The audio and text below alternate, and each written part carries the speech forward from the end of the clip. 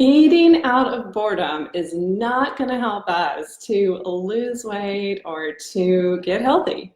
So I'm going to share with you the steps that I take to help me to control the cravings, the mindless eating, that eating out of boredom.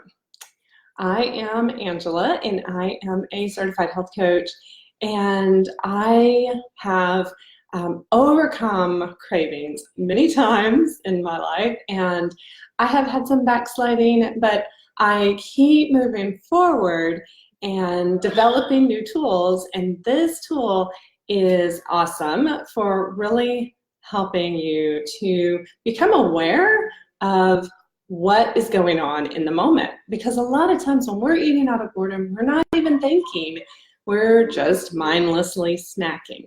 So the first thing that I do is I just ask myself, hey, am I hungry right now? Like, I'm heading towards the kitchen, but is it because I'm hungry? Maybe so. So in that case, I'll make a healthier choice. I might choose to wait until dinner time or whatever. You know, a lot of times the snacking happens after dinner. Okay, can I get a hands up if that is you? That's my case. A lot of times it's going to be later in the evening, and get that urge, that craving to eat something. And so I know that I'm not hungry. I know that even if I am hungry, I don't need to eat. I'm just going to bed. I don't need fuel to go to sleep. So that's an easy choice whenever I think about it that way. However, if I still want something, I identify the thought. I identify what it is that I'm actually saying in my mind that's leading me to the kitchen. And yeah, it might be something as simple as, I want to eat some chocolate. Like, I know it's there and I want it. Now, that's a very simple thought, but there's a lot more to it. So I ask myself, is that really true? Is that really what I want? Do I want to eat chocolate? Right now, in this moment, is that what I want? And the truth is that I know that the chocolate or the ice cream or whatever it is giving me some sugar that is actually undoing hard work that I have been doing, eating really healthy choices, spending a little bit of money on supplements, and including probiotics that are helping my gut. And if I eat sugar, it kind of is undoing a lot of hard work. So it's really a good question to ask yourself is that really true? Is that really what I want? Maybe in this moment, I think I want that, but do I want that in the grand scheme of my goal? And so then you ask yourself, so is that true? And then do you want to keep thinking that thought? So if you think, I want chocolate, I know that I actually want to lose some belly fat, but it's okay if I have some chocolate. You know, you get to decide, like, really? Do I want to believe that? Do I want to keep thinking that?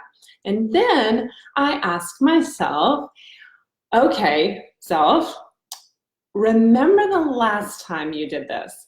So it really helps me to recall the last time that I did mindlessly eat, that I did eat out of boredom, that I gave in to a craving. And I know how I felt. I always feel guilty. I feel like bloated, because what happens now, here again, you know, let me know if this is you too. Am I alone in this? When I go ahead and I give in to a craving, it's real easy for me to go ahead and give in to more craving. Yeah, so it's not just me. All right. It's good to know. Good to see you, by the way. And so when I know that I'm going to maybe eat even more than I intend to. And if I start by giving into the craving, it's going to be harder for me to stop giving into the craving whenever I want to go for another few squares of chocolate or another few half a scoop of ice cream or a whole nother scoop or whatever. So that's the question, right? So do I really want to get this started? Because I know what happened last time. I know myself, right? So really recall how you felt and making that decision. If you decided, okay, I'm going to keep this thought. Yes, I want this treat. I want this craving. And knowing that it's not what you want in the big picture, you know, then just taking it that step closer and recalling the feeling, because sometimes that helps to break that cycle. So having all this awareness, you get to make a better choice.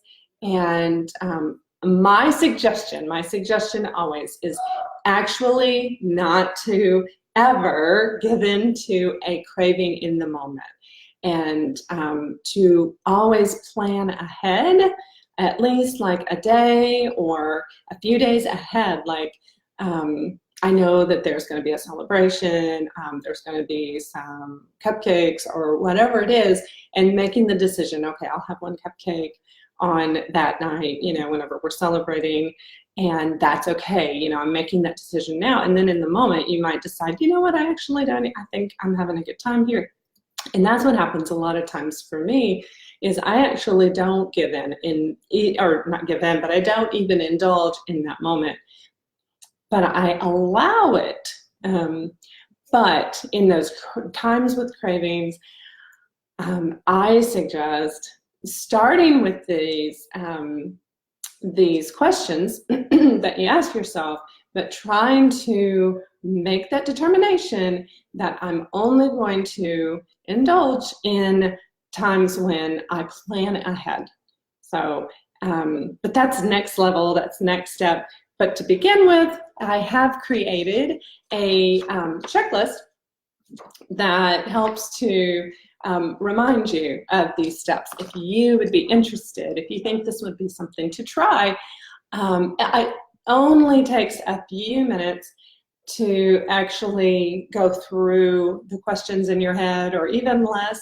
It took me 7 minutes or so to talk about it, but that's because I'm explaining it, right? So it's not going to take that long for you to go through these steps, and it can be really fun to celebrate and see your success. So that's why I created the little blocks on the bottom here, so you can kind of see. You can get yourself some stickers, or you can write with some fun pretty markers. I got some pretty colored markers that I like to use. So you just whatever works for you to just see your success and then celebrate whenever you fill it all in.